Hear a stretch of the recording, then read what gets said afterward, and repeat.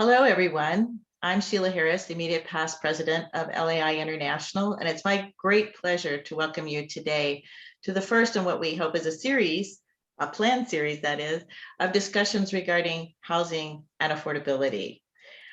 As a former director, founding director of the Arizona Department of Housing and Housing Finance Authority, as well as someone who wrote a doctoral dissertation on the roles of nonprofits in creating affordable housing, this is a topic that is obviously near and dear to my heart.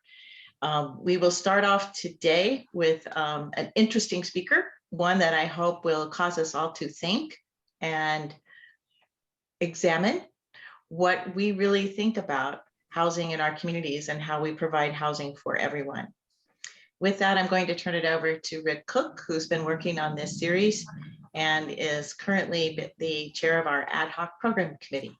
Rick? Thank you very much, Dr. Sheila. My name is Rick Cook. I'm co-chair of the ad hoc program committee that we set up about 18 months ago, I guess, to provide some perspectives on a global perspective on various topics. And today's topic is on affordable housing from a unique perspective from one of our LAI members from the New York chapter, Howard Husock, who has written a book recently on the topic. And as Dr. Sheila said, this will be, we think there's 2 or 3 more sessions right now that we have lined up, and we're looking to work on some others with to carry this theme through the whole of 2022. Howard Husock is a senior fellow at the American Enterprise Institute, and where he focuses on municipal government, urban housing policy, civil society, and philanthropy. He's also been a director of case studies in public policy and management at the Harvard Kennedy School, a member of the board of directors of the Corporation of Public Broadcasting, and a journalist and Emmy-winning documentary filmmaker. He'll be speaking to us about his just released book, The Poor Side of Town and Why We Need It. And his focus is on the need for housing reform for affordability and community, which he characterizes as housing reform, in particular the challenge of single-family exclusionary zoning and the role of equity opportunities in affordable housing. Howard will be responded to by Michael Klein. Michael Klein has been a member of our ad hoc program committee since the beginning. He brings 35 years of experience in real estate and corporate finance, and he's the chairman of Freedom Financial Funds in Calabasas, California. He's also sits as a board member of an organization called Home for Families, and he'll speak to us about his direct experience in providing affordable ownership housing from that perspective as well. And then I will speak from my perspective. I live in Vancouver, Canada. I'm a consultant to a number of First Nations, including the Tsawwassen First Nation. And I will speak to the experience of the Tsawwassen First Nation and how it relates to affordable housing and ownership models. We'll be open up for questions and answers, I think for at least 20 minutes as part of the program. And if you want to raise any questions as they are being presented, please use the chat forum, and we'll get to those as best we can after the presentations. So with that, I'd like to turn it over to Howard, if you could give us a background on your book and welcome to LAI Global. Thank you. Well, thank you so much, Richard. You know, this is the first Greek letter organization I ever joined, so I'm expecting to be hazed. It's a short process, so yes, it's done now. Okay.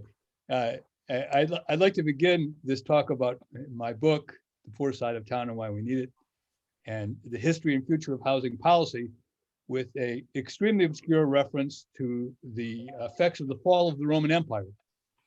The Romans, of course, were brilliant engineers and city builders and invented many things for which the formulas were later lost. Among the most famous examples is that of Roman cement, which stands the test of time and water better than our current version, and for which the recipe has never been rediscovered. So this leads me to a slightly tortured comparison but I hope a relevant discussion of what's known today as affordable housing, filling the need for which perplexes us in cities and countries around the world. There was a time, I assert in the book, that we had the formula for affordable housing, and it didn't involve government support.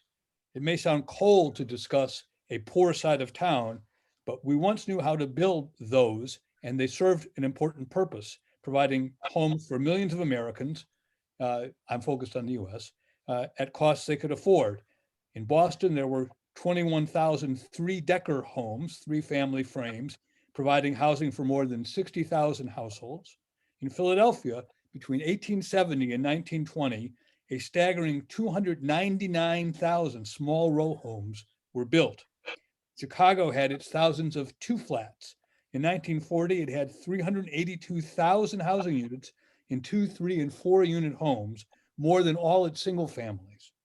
Oakland, California, had its bungalows, more than 12,000 built in just 3 years between 1921 and 1924.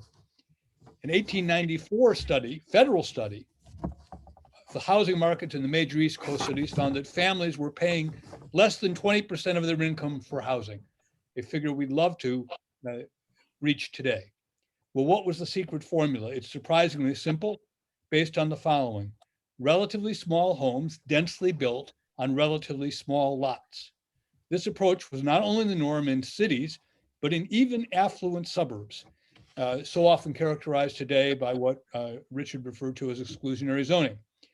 As Columbia University's Kenneth Jackson, the premier historian of American cities, has written, unlike post-World War II suburbs, which are relatively homogeneous socioeconomically, earlier suburbs were not restricted to a single economic class. Even the richest communities were dotted with the small dwellings of those who furnished services while others commuted to work. Today, similar neighborhoods, including newer versions, could be starter homes for our children, convenient homes for teachers, police, and firefighters, protection against the insularity of the social classes. But it's an approach we've not only forgotten, we've effectively banned it. The ownership, agency, and wealth accumulation that comes with owning even a small home on a small lot has been swept away by exclusionary zoning and public housing, where private asset ownership is a contradiction in terms. That would include all subsidized housing, really, in that same category. Indeed, since the late 19th century, we have been embarked on efforts to reform, regulate, and replace the private housing market. And in doing so, we have, in the name of helping those of modest means, made obtaining affordable housing and building household wealth more difficult for them. The premise of my book, that the time is right to take steps to rectify the situation, in part by rediscovering what was lost: small homes on small lots. In the book, I use census data and a number of historic federal housing studies to support my argument, but it's essentially a historical narrative which follows some individual influentials central to the rise of housing reform and its complications, I would argue tragedies, that it's engendered. I begin with a personal story of my service as an extremely minor elected official in the New England municipality of Brookline, Massachusetts, which is governed by something called a town meeting. This is not the open town meeting you may know from Norman Rockwell, but rather a kind of a small municipal legislature representing a town of 60,000 people. One of its attributes that got my attention was its incredible diversity. Doctors and lawyers served alongside the custodians and public works laborers in deciding what our budget should be. I realized that that diversity, which led to political diversity and socioeconomic diversity, was a result of a diversity of housing types. There was a poor side of town whose three-family frame homes contrasted with nearby mansions.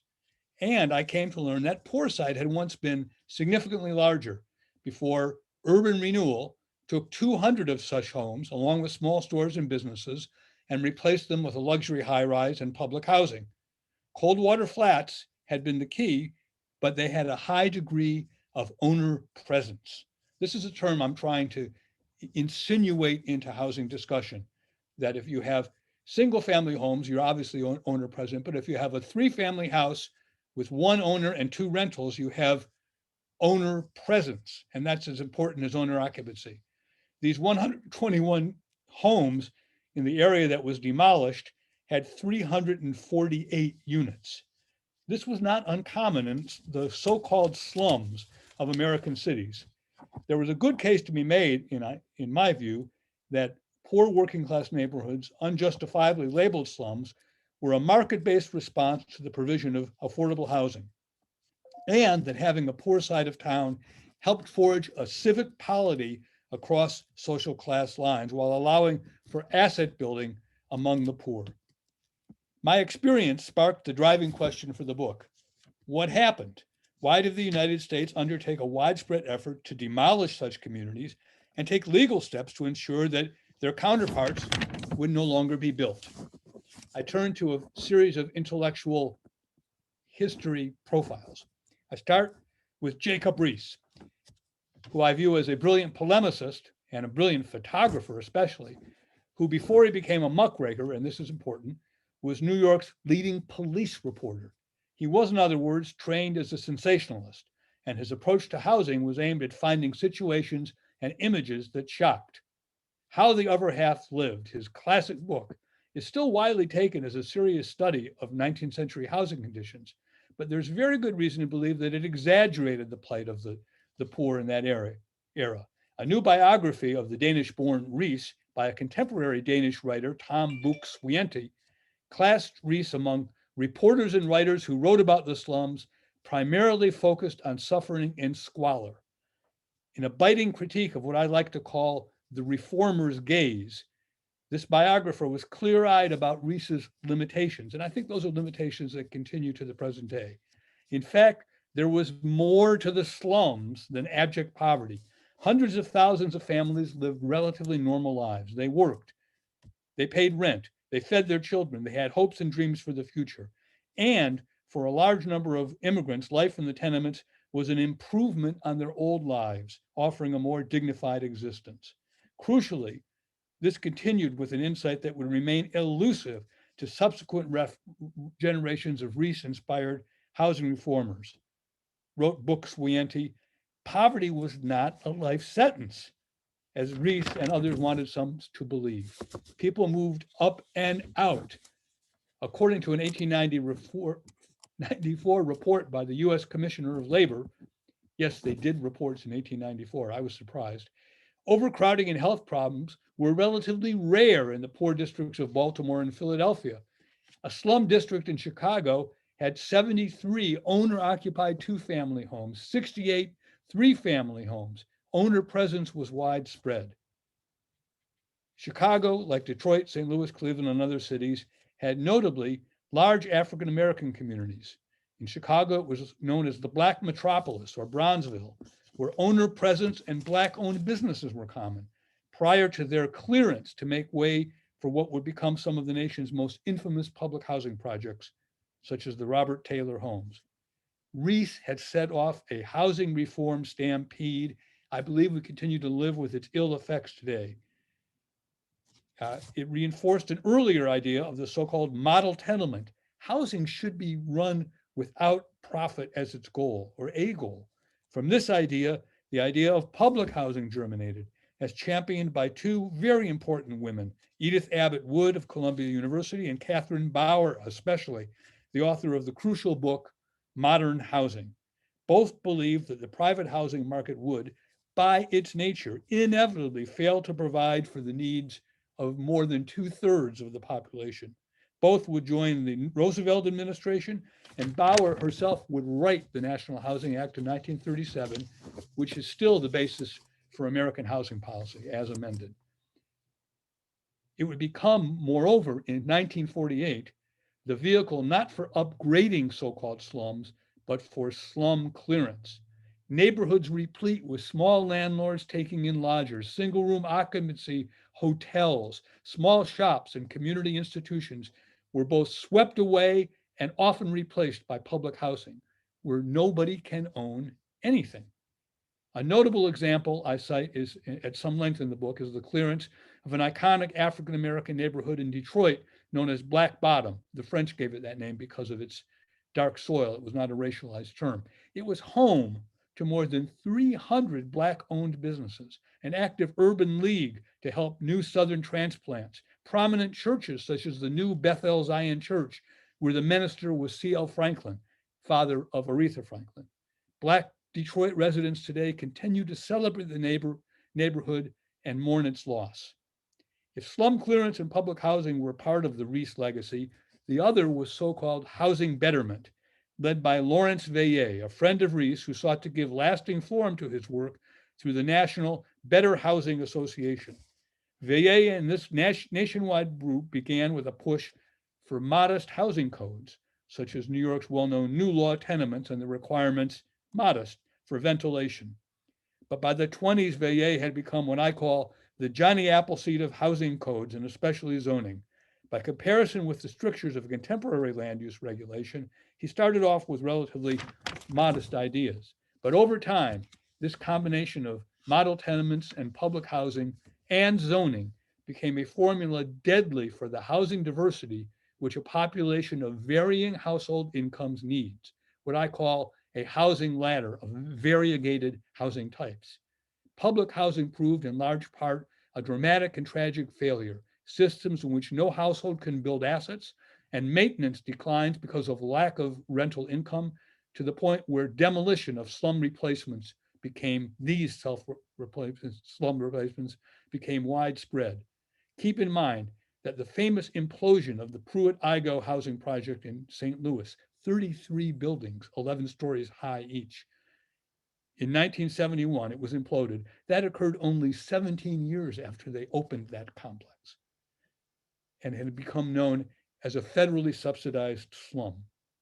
At the same time, this failure has simply not deterred housing reformers. It's only reinforced the view that there must be some variation that will ensure safe, sanitary, and affordable housing secured through public funding and maybe public ownership.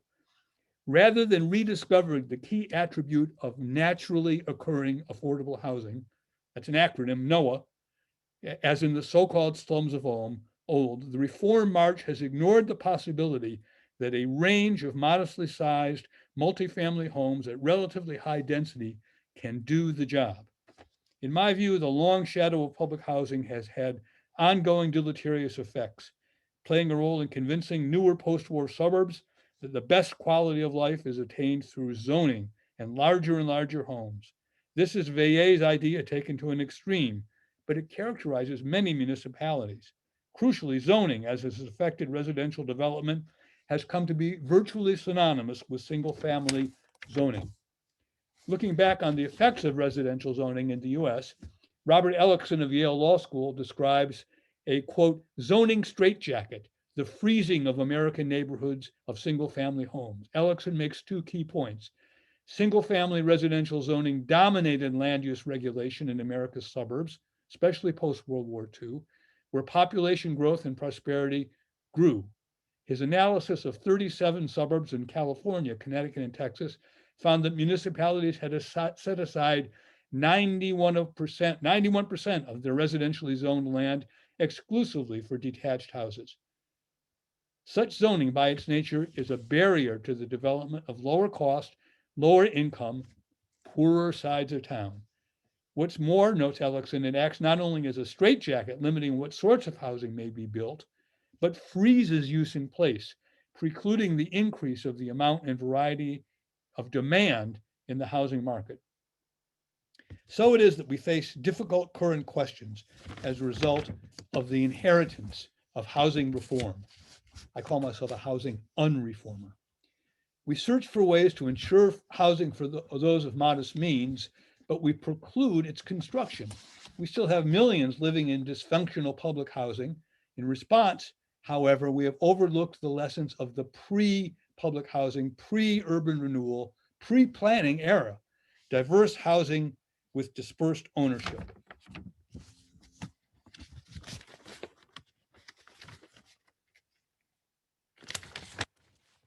How then can we break our housing and zoning deadlock? In my view, we must look to shared interests and persuasions, not subsidies and pressure. The idea that we face a housing missing middle has begun to take hold in the public imagination. This is a very positive development. Like Lawrence, VA a century ago, but in reverse, we must seek to convince municipalities, planning board by planning board, and there are thousands of them in the United States, that somewhat dense 2 to 4 unit housing can provide opportunity for millennials hoping to stay in their own hometowns, for teachers and firefighters who'd like to live where they work. It's worth noting that the quintessential post-World War II single-family suburb, Long Island's Levittown, featured homes of just 750 square feet. Garages are larger than that in most McMansion areas today. In their own way, even they were a poor side of town that 1 and 2 acre zoning would not make economically possible today. We are beginning to see the dam break here. Accessory dwelling units are increasingly being permitted. Massachusetts, California have legalized them. I even think Airbnb is notable. It could be understood as a time-honored route to housing affordability, taking in lodgers. My colleagues, Ed Pinto and Tobias Peters at the American Enterprise Institute are promoting the idea of walking-oriented development, just building more dense housing in a large part of American cities that are already walking-oriented. That is, where stores, shops, and workplaces are within walking distance. What they call light touch zoning could add millions of new housing units simply through this kind of infilling process. We must also not forget the millions stagnating in public and subsidized housing. Public housing projects aging and deteriorating in place represent the contemporary version of the poorhouse, dominated along with the poor elderly by single parents and children. As we have done with cash assistance, it makes sense that new tenants view this as transitional housing. It should be viewed as temporary, and it's well worth considering whether some of this housing should be sold off because it sits on highly valuable sites. But here's what's to look out for. Some politicians are tying the new wave of federal infrastructure funds to communities being forced to change their so-called exclusionary zoning rules. I want those rules changed, but I'm very concerned that Washington, federal governments would have a certain vision of how that compliance should be framed, that it would set off resistance, a pitched partisan battle. I think we have to persuade. I think the private building sector has to play a role. I think those who are locked out of housing have to play a role to convince planning boards to include just that little bit more density. One can, as I very much hope, that local zoning regulations become generally more expansive and that we have, but I don't believe that that can be done through pressure from the center. I prefer to celebrate that approach, that formula that we've lost. What was celebrated in a classic early sociology text written by 2 settlement house pioneers in the early 20th century in immigrant Boston, Robert Woods and Albert Kennedy of the South End Settlement House. Those were social service agencies that helped to assimilate the new immigrants of that era. They celebrated what they called the zone of emergence. They studied their city's housing market, talking 1915, and they found that nearly 50% of the small dwellings and 3-family tenements are held in the hands of one-time immigrant families who began in relatively humble circumstances. They continued. Over 65% of the residential property of the zone of emergence is owned by those who reside in it. And this is the best possible index that can be given of the end that holds the imagination and has galvanized the power of a large portion of our poor population. It is an index, they wrote, of striving and accomplishment. A century of housing reform has, I believe, discouraged both. I believe it's time for a change. Thanks very much. Thank you, Howard. I wanted to bring up a couple of points that you raised, and then I'll talk a little bit about what we're doing at Homes for Families. I worked on a project, took 8 years to get accomplished in the city of Los Angeles, where we upzoned literally everything within a specific plan called Warner Center. and we reduced minimum sizes because it seems that every city has a minimum size. We ran into, I mean, it took 8 years because we had to convince people. So the number one thing that I heard, and I'm kind of watching, we're kind of going through some of this stuff now in Scottsdale, Arizona, where I currently live. You hear a lot of naysayers about traffic and density, right? So anytime you say more density, which is what you're recommending, you always get the whoa traffic excuse. But I also know that what you're talking about works, and because I've lived all over the country, places where the folks that serve the richer folks, if you will, the people that work in the markets and the drugstores and the dry cleaners and so on, if they live nearby, it's much more of a community. So have you seen it done successfully where you can persuade communities to increase their density and allow there to really be that, what you referred to in your talk, that housing ladder? Are there some success stories you might be able to share? Well, I do think that this new California legislation permitting duplex homes on single family lots across the state is a breakthrough, and we'll see how it plays out. There was legislation also passed that would facilitate the conversion of what are currently industrial parks and mall sites for new residential development. And so I think we're on the cusp of just dramatic changes in the housing markets, and they have to become more flexible. I think that working from home, shopping from home, working from home will minimize the traffic complications. People want walkability. Walkability indexes are now a thing. That wasn't true in 1956.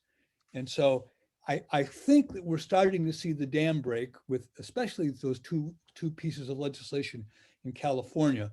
Now, I can't say there's a specific geographic location that has started to let this kind of housing be built, but I think we see the existing homes that are like it get bid up. Good. Okay. I mean, I tend to agree with you. And one of the things that we did find in Warner Center is that the rate of housing inflation was substantially below the rest of the city of Los Angeles because supply was relatively easy to add. Whereas in Los Angeles, it could take you 3 to 5 years to get entitlements. In Warner Center, it could take you 6 months because there was a well-written set of rules that allowed for density after it went through an approval process. But I want to add some data that I think will tie into your thesis that home ownership really is important. I serve on the board of a not-for-profit that's based in the Los Angeles area. Even though I'm in Phoenix, I just like what they're doing so much that I stay with them. It's called Homes for Families, and we build for sale housing for low-income veterans.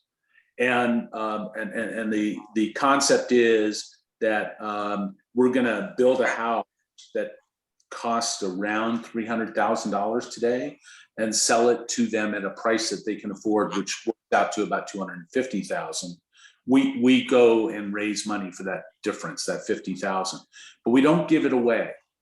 Each veteran has to accumulate with us 500 hours of sweat equity, and that sweat equity gives them the keys to ownership, if you will. So there's no such thing as a free lunch.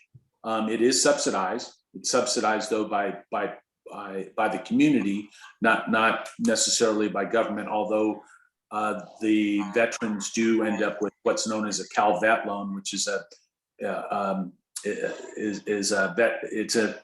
bit of a subsidy, but it's not a huge subsidy. It basically allows for the $0 of real equity in the house, but it's a market rate type of deal. But there's 2 points I want to bring up. One is we talk about the cost of housing. So the $300,000 of cost in that housing, when I kind of compare it to the massive rollouts of housing that you talked about, Howard, that occurred in many different places. Levittown being your example in Long Island, but also in the San Fernando Valley where I grew up, there were thousands upon thousands of homes.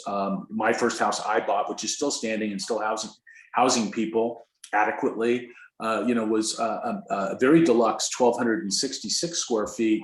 But it was a very high-end house for its time because it had 2 fireplaces and 2 bathrooms. But in today's world, that's a guest house for many, but it served the point. What I want to say is that if you compare that 1950s built house to the houses that we're providing today through Homes for Families, of the 303,000, I can identify approximately $60,000 that is all through mandates. Right. And so we could really provide a market rate house at 240 that the veteran with 0 down would be able to qualify for on their incomes. But we essentially, what we're doing is we're raising money to pay for all the permits and various fees, and then the mandated things like solar energy, the fact that you have to have air conditioning today, you have to have dual pane windows, you have to have R30 or more types of insulation. All those things didn't exist in 1950, housing that still provides shelter to people today. But here's the positive sides of these are real numbers that I want to share, because I think it bolsters your argument, Howard, that home ownership really works. And so we've surveyed 90 families that we've put into housing that they own, and here's some results. 90% of those families, 81 of those families, have increased their income since buying by 20%. They're motivated and they work hard, and it's rewarded in what they're doing for a living. And when we had a fairly severe test of how dedicated these people would be to paying their mortgages and the house they owned, we had 8 out of 90 ask for mortgage assistance during COVID-19, and they are all now current again. So they found a way, and they made it current. They didn't. And I can tell you, I also finance a bunch of apartment projects in Los Angeles, and I can tell you that in the portfolio of about 300 units, we're still facing around 20% are non-paying. So the comparison's pretty bold. 100% are paying today in the ownership community. 80% are paying in the non-ownership community. 30% of our residents have gone back to school since moving in to add to their education, and probably the most important thing I want to,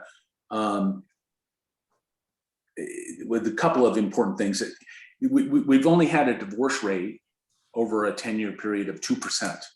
So there's something going on there, right? But the most, I mean, this one is the take-home message, that ownership seems to work. I'm a pretty big fan of this.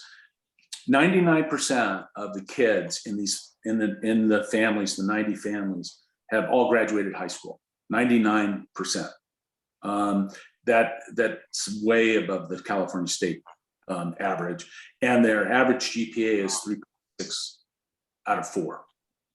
So the whole thing sort of works. So I just want to say that there's some data to sort of support your thesis that home ownership really does lead to people sticking in their communities and getting really strong outcomes. So that's a great segue, I think, Michael.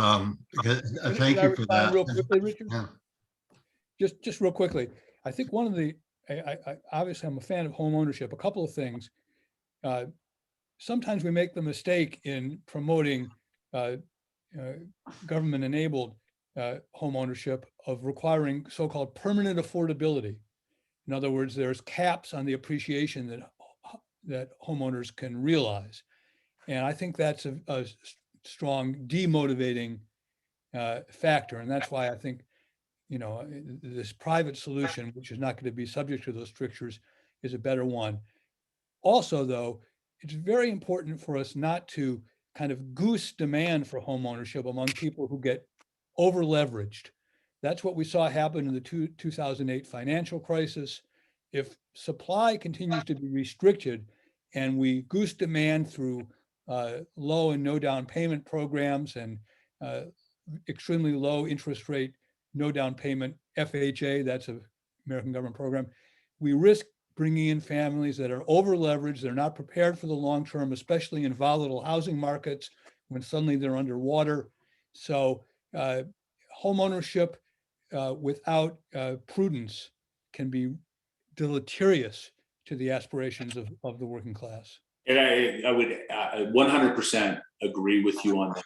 The person that has spent the better part of 35 years lending money and getting substantially all of it back over all of those years, debt is a dangerous thing. It's sort of like taking a pain medicine. It's okay while you have pain, but if you start taking it after the pain is gone, we've got a problem. And debt at high levels is a real problem. We're working within the confines of a system that is imperfect. The results are something I think we're proud of. Would it be better if we could do it 100% market rate? I 100% agree with you on that. Okay. Thanks, Michael. I think that's probably a good segue for us, and we're going to get back to some of these topics, I think, when we get into the question and answer a bit as well. But I'd like to share my screen here, and I'll give a bit of a different perspective here on my perspective from Canada, and particularly from perspective of First Nations. And I hope that that's looking all right. On an affordable housing from the perspective of Vancouver region. And we'll get, and frankly, I think you'll see that there's a lot of these themes that you've talked about, Howard, and Michael also in yours, that also come up in the Canadian context, but there's also some differences. But just looking briefly at between Canada and US housing dimensions, the fertility rate of replacement rate is about 2.1, and in Canada, the rate is around 1.5. So we're not replacing our population. The middle graph shows that what's happening with immigration, and our response in Canada has been to be welcoming to immigration. And so to the extent that about 1% of our total population each year is immigrants coming into the country, and that's about 4 times the rate of the US. In Canada, what we also have is a strong support for owner-occupied housing. So 68% of the homes in Canada are owned. There's about 4% of the houses are not affordable by anything other than subsidy, and that's about the same rate as the US. So roughly 96% of the housing is provided in terms of affordability from a market-based approach of some type. I need to talk to you a bit about First Nations and my experience as a consultant at Tsawwassen First Nation on land and development issues. These are my personal views and not those of the Tsawwassen First Nation. I do not speak for the First Nation. This is simply how I experienced my work for the nation. And I'm speaking today from the traditional territories of the Musqueam, Squamish, and Tsleil-Waututh people. Indigenous people make up about 5% of Canada's population. And for me, the permit on this screen summarizes a lot about relations between Canada and its First Nations people. These permits were issued for over 50 years, 2 or 3 generations. Canada, through its Indian agents, controlled the movements of the First Nation people on and off their assigned reserves. Edward Yayakikut, Indian number 125, is by this permit is permitted to be absent from his reserve for 2 weeks for the business of trapping and hunting for food. So in order to feed his family, he needed the full cooperation of the government's Indian agent, even to feed a family and earn an income. So to my mind, it was a jail without a fence. So with this as a premise for relations, it's perhaps less hard to conceive of other implicit and explicit efforts to undermine First Nations, most notably the government removing children forcibly from their homes to live in residential schools, where many died from many causes. And when they died, their parents weren't notified, their remains were not returned to them, and they didn't know what had happened to them. The remains weren't returned to them because the governments felt that was too expensive. So these children were buried in unmarked graves on residential school grounds with no notice to their parents of their passing. And so for the broader society, they were simply forgotten. But those graves are now being sought out, brought to light, and every government flag in Canada has been at half-mast for the 6 months from May through until just before Remembrance Day. So what have the people of Tsawwassen First Nation, my clients, since 2010 done with that history? The word Tsawwassen means people facing the sea. And the First Nations located at the far southwest corner of metropolitan Vancouver, the ferry causeway to Victoria, if you're familiar with the area, goes through their lands, and it was built, the causeway was built through their traditional village. In the mid-1990s, the people of Tsawwassen First Nation came together as families. And when they talked to each other, they worked from a single, simple premise. We will carry on the tradition of putting the nail on the wall by the door, to hang up any hard or negative feelings before coming into this place, to work together for our people, past, present, and future generations. After about 14 years working from this principle, Tsawwassen First Nation in 2009 ended up with a unique First Nation treaty agreement with Canada and British Columbia. Over 6,000 land title documents were registered on one day, the largest single real estate transaction or closing in the history of British Columbia. They also adopted a land use plan for their 1,789 acres with natural foreshore lands, lands for agriculture, industrial, residential, and commercial development.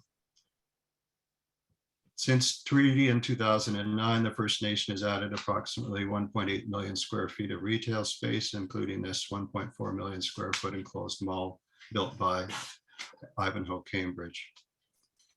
We've also added 1.5 million square feet of industrial space, including this 450,000 square foot Amazon fulfillment center. In terms of housing, in 2011, housing plans originally envisaged approximately 2,100 new dwelling units. But with flexible zoning that I think, Howard, you've mentioned earlier, trading density for parkland in this case, over 3,600 units are now expected, and about 1/3 of those are now built. At build out, approximately 15% of the units will be single detached, down from the original estimate of 45%. So again, increase in density that you folks were talking about earlier. Single family lots in this case are quite modest, averaging 3,300 square feet to 3,800 square feet for a typical lot. All the dwelling types are more affordable than the typical market prices nearby by 12 to 18% for at least two reasons. The units are on 99-year leases, and there's some discount in the market for being on First Nations land. These are some photos of some of the recent apartment, townhousing, and community amenity spaces that have been built out at Tsawwassen. For those in greater need, the First Nation has 42 units of affordable housing units built or under construction, each costing about US $160,000 per unit. And there are various programs to encourage members who live elsewhere in BC or the US to come home to Tsawwassen. But for the typical member, the picture on the left was what housing would have been like pre-treaty, and the housing that is being built for the members afterwards. And it's in the words of a former chief, where they're trying to move from managing poverty to managing wealth. And I think, again, that speaks to one of your themes.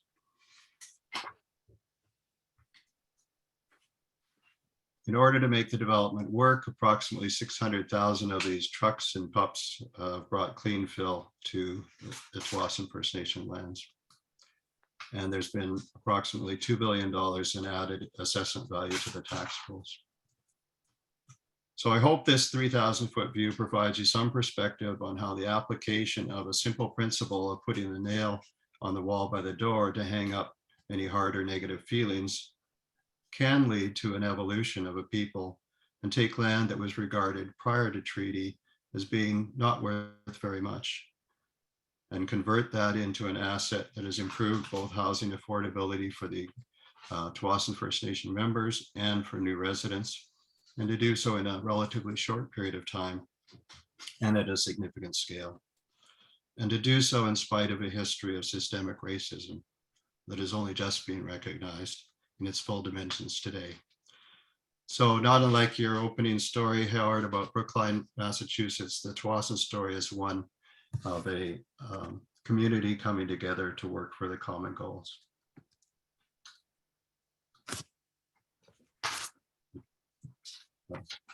So I'd like to turn a bit to some questions. I think that some of those you've been already delving into there, Michael and Howard, frankly, and really, we're really focused on ownership housing, and we recognize that it's only part of the picture here. But what are some of the barriers to ownership housing and are there still barriers to, for example, financing, the private mortgage funding? I think, Michael, you were very keen on that, and I know you're very expert on that. We spoke a little bit about housing. You call them mandates, we call them development cost charges. Is there support in official community plans? Where do we go to from here, Howard, to build this ladder beyond what can be provided in any meaningful way by subsidized housing, so that we do have affordable housing for people across your country? Well, and I think this, there's many communities in Canada not that different. I think it's important to have small scale rental housing with owners occupying that rental housing. I think that is the specific type of housing that has been neglected. And that's because when one lives in one side or one floor and obtains rental income on a regular basis, affordability is vastly enhanced. The tax code favors that because when you put a new roof on it in the United States, half of that investment is tax deductible. And so I feel very strongly that 2 to 4 unit rental with 2 to 4 unit with rentals is a neglected form that is one of the lower rungs of the housing ladder. In terms of financing barriers, I'll be interested in what Michael thinks about this, but I'm a fan of credit scoring and pretty demanding underwriting, because I think when you loosen standards, you're not doing people of modest means a favor. The worst thing that can happen if I own a home on a block in which the houses have been relatively accessible to those of modest means, if there are foreclosures on that block, it really harms my property values. I prefer that there be good underwriting standards, significant down payments. I would rather that households wait and save while they're renting so that they're truly prepared for home ownership, rather than us thinking we can wave a magic wand. Couple comments on that. One, let me talk about 2 to 4s, and then I'll talk about credit experience on lower down payments. 2 to 4s in the city of Los Angeles up through approximately 1984. Every major boulevard was zoned.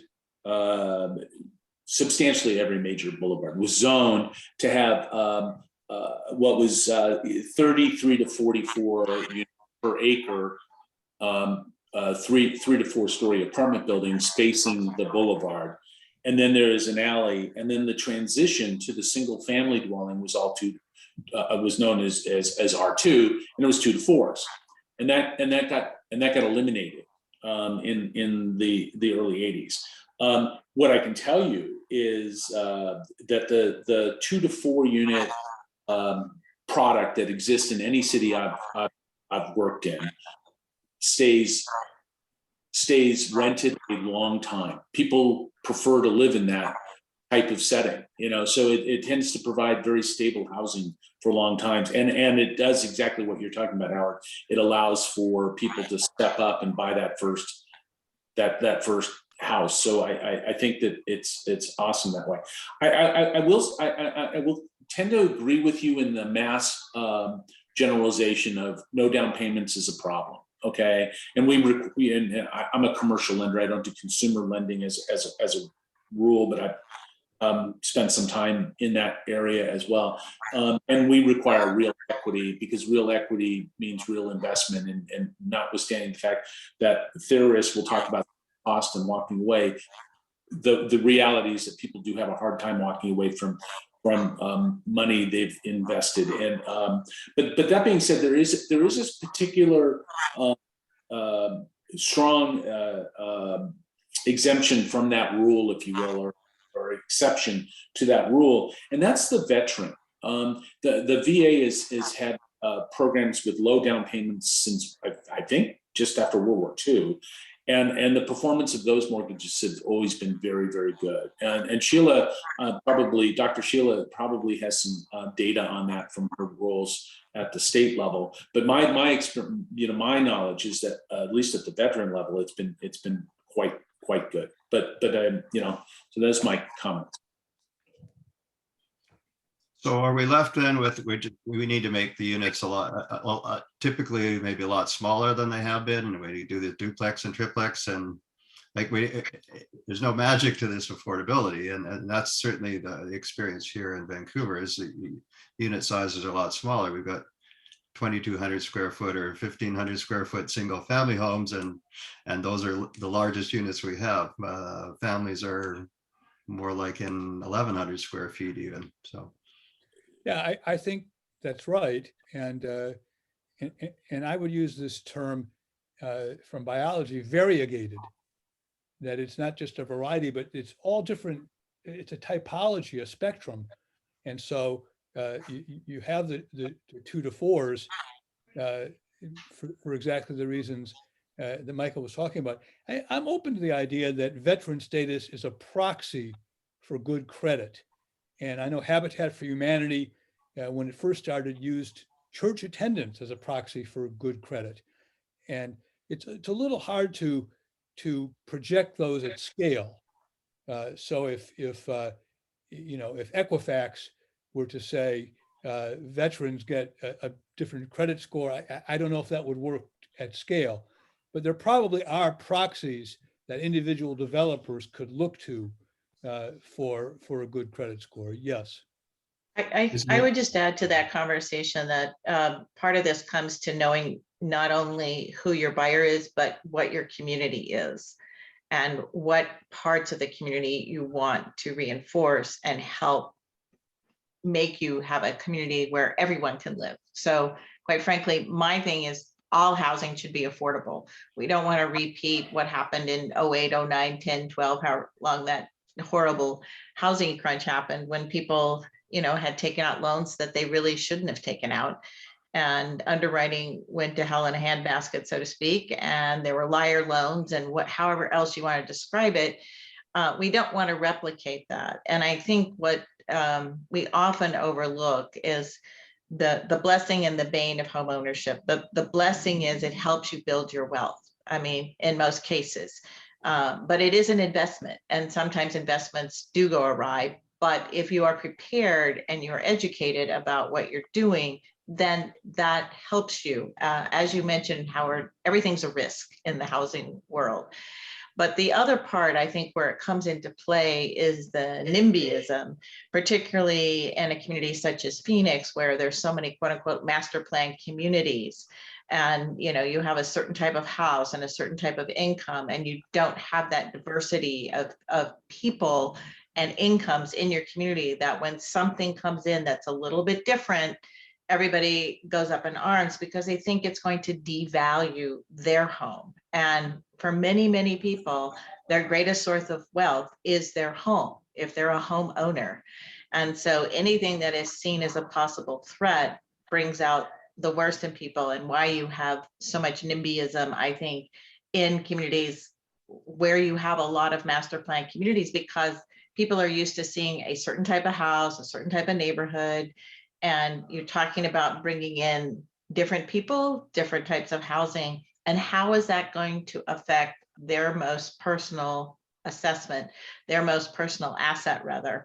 How are they going to react? And a lot of times, because it is not explained that having a compendium of housing options, so people are housed, as opposed to having situations that we all see in all of our communities now, where so many people are experiencing homelessness, that is not good for a community either. But we haven't, I don't think, developed the dialogue or the realization so people understand that everybody needs a place to live, and when everybody has a place to live, everybody's housing is more valuable and everybody's wealth increases. And we're not there yet. And I'd love to hear what other people have to say about how we might get. NIMBYism is definitely the elephant in the room here. And we have to acknowledge a few things. American communities, and I think communities around the world and in history, sort by socioeconomic status. People prefer to live with those with whom they share socioeconomic status. So we have to deal with that dynamic rather than trying to wish it away. So there can be a ladder of neighborhoods. That's why if in downtown Phoenix, there is an older downtown Phoenix. I was there, and if that were to be infilled with more 2 to 4 unit homes, that would provide a starting point for people. The idea that we have to build subsidized, affordable rentals in high-end communities, I call that the path of greatest resistance. Let's not go that way, right? If there were to be slightly denser housing in those master plan communities, but they were still single family private, maybe that would be acceptable. We have to not say, oh, we're going to build a public housing high rise in your golf course community. You'll have a revolution. We have to be realistic and be in the persuasion business. So Well, Howard, I is don't this a time disagree. to, Okay. yeah, Howard, can I ask you, is this a time to redo a model zoning bylaw that would be sponsored by someone like the American Enterprise Institute? I don't know what your function of your group is, but Yeah. or LAI, Well, we are trying to promote these WOD developments, walking oriented developments, with the idea of bringing light touch density, not too dense, back to a significant percentage.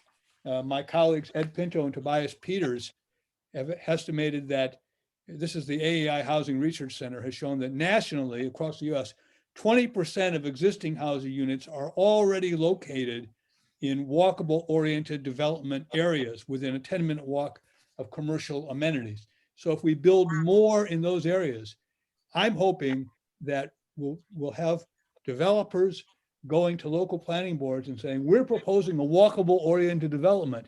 And so it will be seen, if you say affordable, they'll run away. If you say walking oriented development, maybe they'll say, well, that's green, we're for that. So we have to persuade. I have a question in the chat, and then I think we're going to have to wind up, but and that's really, I think, picks up on that, on the assisted ADUs on or duplex or triplex units on single family lots, creating very small units. And we spoke about that in one of our earlier seminars, and I'm trying to remember which one it was as well. But question is whether Austin would be an example of a place that is doing some good things here. I'm not that familiar enough with the Austin market to answer that. Okay, so I think the key for us is that we're going to be moving on these topics. This has really been a great introduction for us on some of this topic of ownership housing. Howard, I hope you stay engaged as an LAI member in some of our future things. We're going to shift gears on Wednesday, January 26th at 9 p.m. Central Time, which, as I mentioned, was 2 p.m. Melbourne time in the next day, for measuring housing well-being for disaster victims in Japan and India. And that's a presentation by Piyush Tiwari Jyoti Shakula, Norifuma Yukataki, and Anjana Perke-Ashta, sorry. And then on Tuesday, February 15th at 11 a.m., we've got an economic update by Elliot Polak. And the third session we have, which is more related back to the affordable housing, is upzoning experience in Durham, North Carolina, being presented by Mai Nagoyan and Atticus Jaramillo. And that's on Friday, March 11th at 11 a.m. So we thank you for your contributions today, Howard and Michael and Sheila, and look forward to seeing everyone in the new year. And please have a very happy, healthy, and safe holiday time. Thank you from Vancouver, Canada. Thanks for inviting me. Thank you, everyone. Thank you.